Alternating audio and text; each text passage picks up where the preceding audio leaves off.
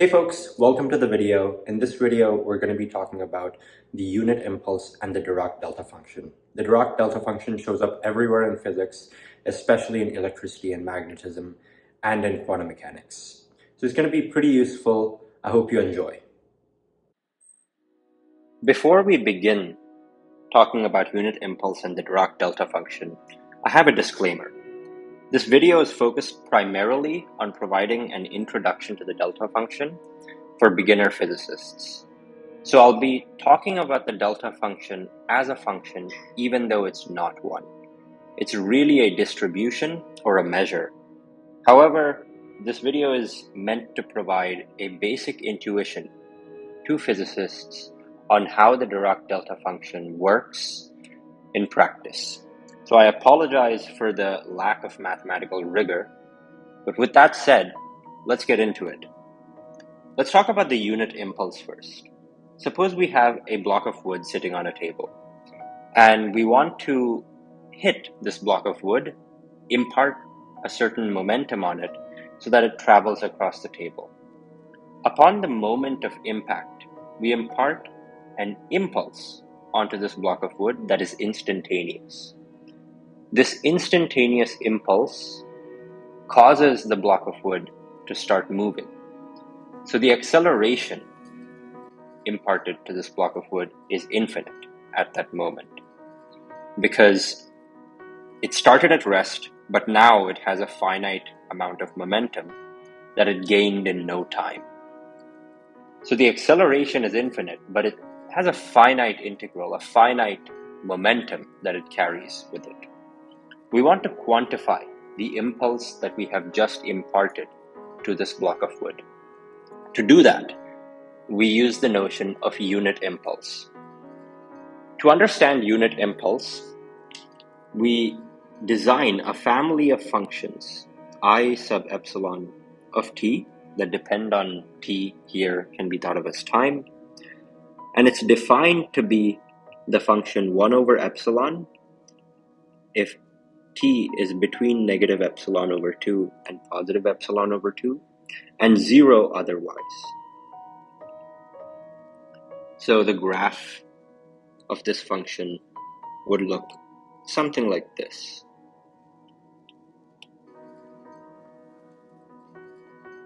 It's 0 up until a certain point, negative epsilon over 2, at which point it takes on the value 1 over epsilon, and then comes back down to 0 at positive epsilon over 2.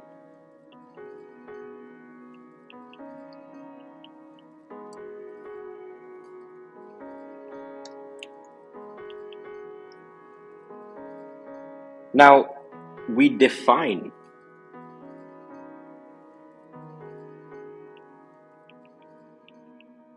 the unit impulse, I of t, to be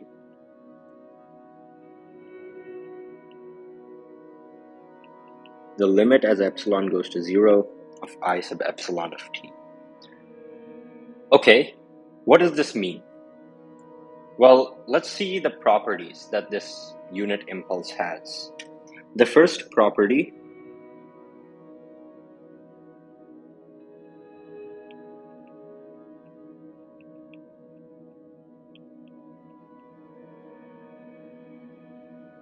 is that I of t is 0 for all non-zero t values. Notice that this is true because as epsilon goes to 0, the interval over here, the interval in which I sub epsilon takes on non-zero values, converges to a single point at t equals 0. The second property that this unit impulse displays is that its integral across all time is finite, and in this case it is 1, it's unit. Now, that's why it gets the name unit impulse, but let's see why this is the case. Graphically, let's see why this is the case. We first consider the case when epsilon equals 1. So when epsilon equals 1, we have that I sub epsilon of t is I sub 1 of t, and that's 1 over epsilon, so just 1 over 1, if negative 1 over 2 is less than t is less than 1 over 2, because when epsilon equals 1, we get 1/2 here, and we get minus 1/2 here.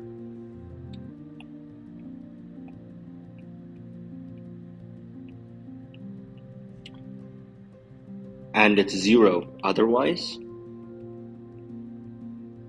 So we can plot that on this graph as such.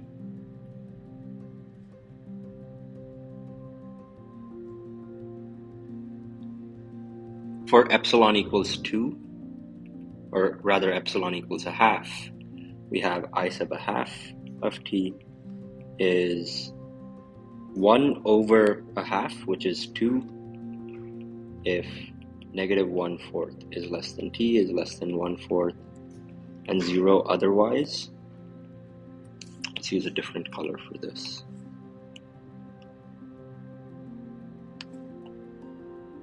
We'll go with green.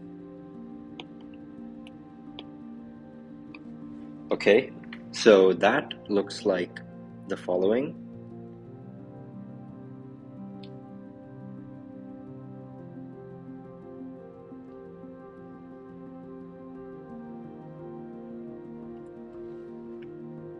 And for epsilon equals 1/4,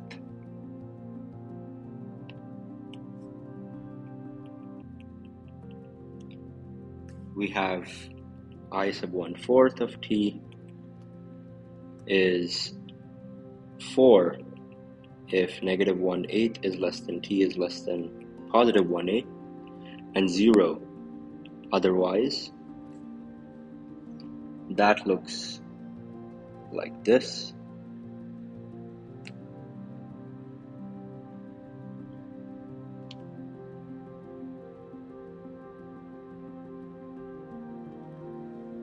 Okay, so what's happening here? As epsilon goes to 0, the width of each of these rectangles is shrinking, but the height is increasing, so that the area of each rectangle stays the same. Notice that if we were to calculate the area of each of these rectangles, let's use this example, or this diagram here. Each of these rectangles, for any epsilon, has area, which is nothing but the integral from minus epsilon over 2 to epsilon over 2 in time of I sub epsilon of t. The area of each of these rectangles is the height, which is 1 over epsilon, times the width, which is 2 times epsilon over 2, which is 1 over epsilon times epsilon, which is 1. So for all epsilon, the area of each of these rectangles is 1. So as we shrink epsilon down further and further, we're also increasing the height of the rectangles so that the area stays constant at a value of 1. And eventually, as we take epsilon all the way to 0, the graph starts to look like one big spike at t equals 0, and it's 0 everywhere else. That's the unit impulse function. So as epsilon goes to 0, the area remains constant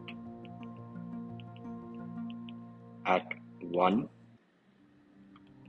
Formally, we say that the limit as epsilon goes to 0 of the integral from minus epsilon over 2 to epsilon over 2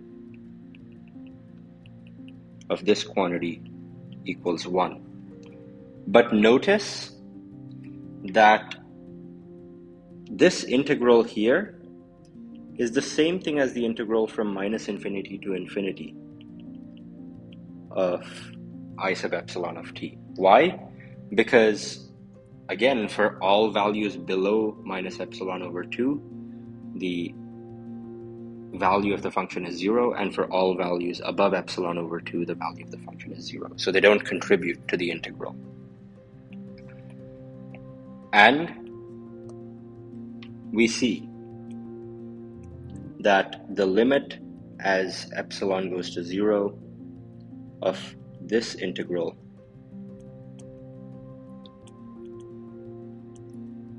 equals 1. But notice that this, notice that this means that the integral from minus infinity to infinity dt times the limit as epsilon goes to 0 of I sub epsilon of t equals 1. But this quantity, we've defined it to be the unit impulse right here. So this is the unit impulse. Thus, we have that the integral from minus infinity to infinity of the unit impulse of t dt is equal to 1. And this satisfies property 2. Notice that property 1 is satisfied here because if you notice the unit impulse in light blue here, it is 0 for all values of t that are non-zero, here and here. I of t equals 0. But it is not 0 at t equals 0. At t equals 0, it is infinite. It's just one big spike at t equals 0. Now, this is not a function. This is what's called a distribution or even a measure. However, we can call such functions, or I guess functions in quotations, we can call such functions Dirac-delta functions. So let's write that down. Dirac-delta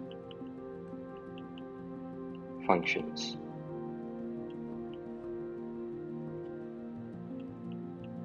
A function, in quotations, that satisfies properties 1 and 2. So, yeah, properties 1 and 2. These very properties here is called a Dirac-delta function. And we denote Dirac-delta functions by a delta subscript d in some variable, let's say t. So Dirac-delta functions are functions that satisfy these two properties. The delta of t is 0 for all non-zero t, and the integral across all time of the Dirac delta is 1. So these are the two properties. Now, the remark here is that there are technically no functions satisfying these two properties. However, there are distributions or measures that do satisfy these two properties. The Dirac-delta function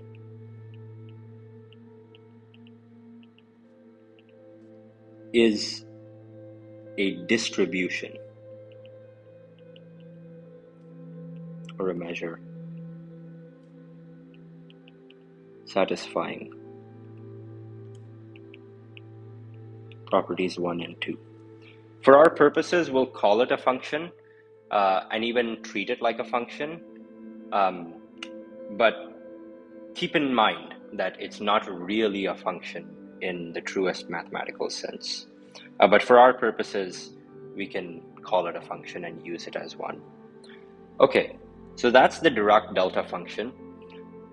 One fairly important property and an interesting property of this function is as follows. Interesting property. The integral of the Dirac-delta function multiplied by some continuous function f, this integral, and this can be any continuous function, this integral evaluates f at 0. Now you might wonder why this is the case. Why exactly is this the case? Well, the way our unit impulse is defined, the unit impulse here, let's make a note, the unit impulse is an example of a Dirac-delta function because it satisfies these two properties. By construction, it satisfies these two properties, so it's an example of a Dirac-delta function. The interesting property of Dirac-delta functions over here can be shown by observing that the integral from minus infinity to infinity of this quantity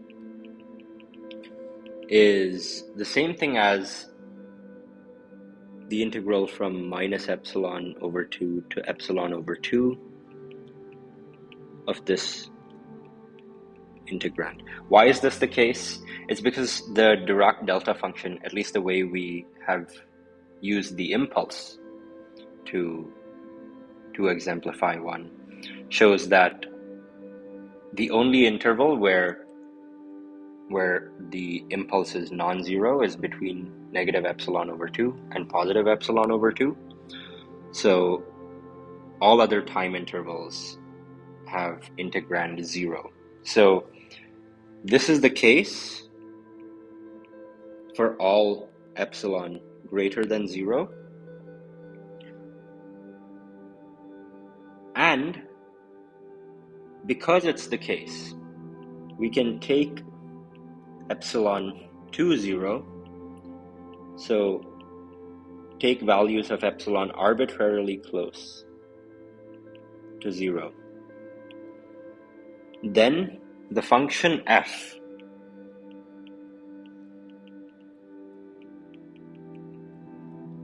it looks constant around t equals 0. Why is this the case? Because f is continuous. Because f is continuous. A more rigorous way to state this using the squeeze theorem is linked in the description. So I'll add a reference that shows a more rigorous way to state this fact. So the function f of t looks constant around t equals 0. So because it looks constant around t equals 0, the integral from minus epsilon over 2 to epsilon over 2 of this quantity is this integral, but instead of f of t, it's f of 0, because f of t is approximately constant to f of 0 at t equals 0, around t equals 0. Now, because this is constant, it comes out of the integral, can be factored out of the integral as such. And we know that this quantity integrates to 1 by definition. So this is f of 0 times 1, which is f of 0. Thus, the integral from minus infinity to infinity of the delta function times some continuous function is that continuous function evaluated at 0. A quick remark here is that if we were to shift where the delta function spikes, so say it were t minus a, then this integral evaluates to f at the value a. That's just a quick remark. Okay, so we've defined the delta function, we've defined unit impulse. Let's see an example of the delta function in practice in physics. And this example,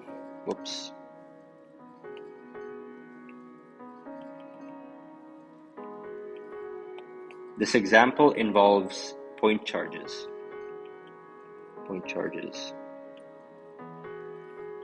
In physics. Suppose we have a point charge. Suppose we have a point charge here, and it has charge Q. Q is the charge of this point charge. And we want to talk about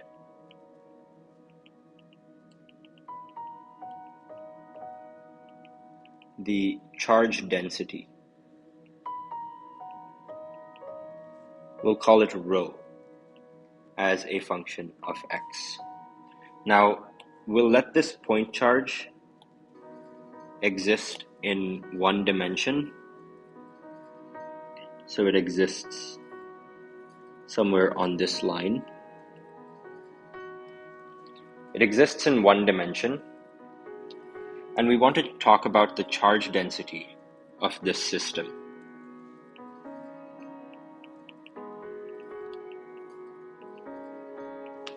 Well, we can write the charge density as Q, the charge, times the dirac-delta-function.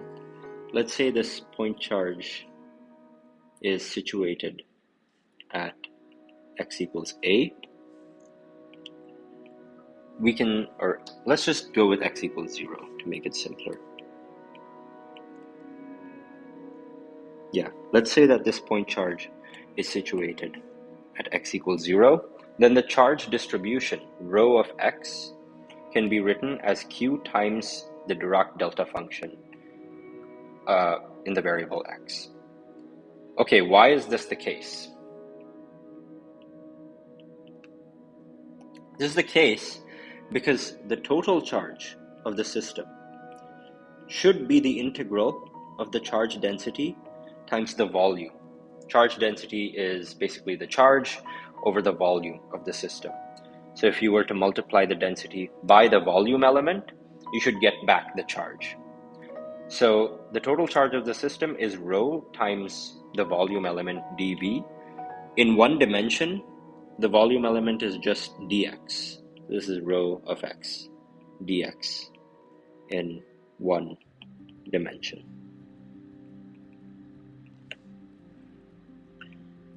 So the total charge is the integral of rho of x dx across all space. In the space is infinite in one dimension. Substituting in our expression for rho, we have q delta of x dx. We can factor out the constant q and write this as such. This, by definition of the delta function, is 1. The integral of the delta function is 1. This is q times 1, which is just q. So the total charge in the system is q, as expected. So this charge density, written as the charge times the delta function, makes sense. Similarly, the delta function appears quite often in electricity and magnetism. It's very helpful in explaining charges, especially point charges and their fields. It also shows up in quantum mechanics because it's very helpful to explain the potential produced by lattices of point charges. You can look up something called the dirac-delta-function to learn more about that. Well, I hope this explanation of the unit impulse and Dirac-delta functions was helpful. Dirac-delta functions show up everywhere in physics. They're incredibly important and very interesting. I apologize again for the lack of mathematical rigor here, but hopefully the intuition gained in this explanation does it justice. I hope you all found that interesting. Thanks for watching. Like, subscribe, and I'll see you all in the next one.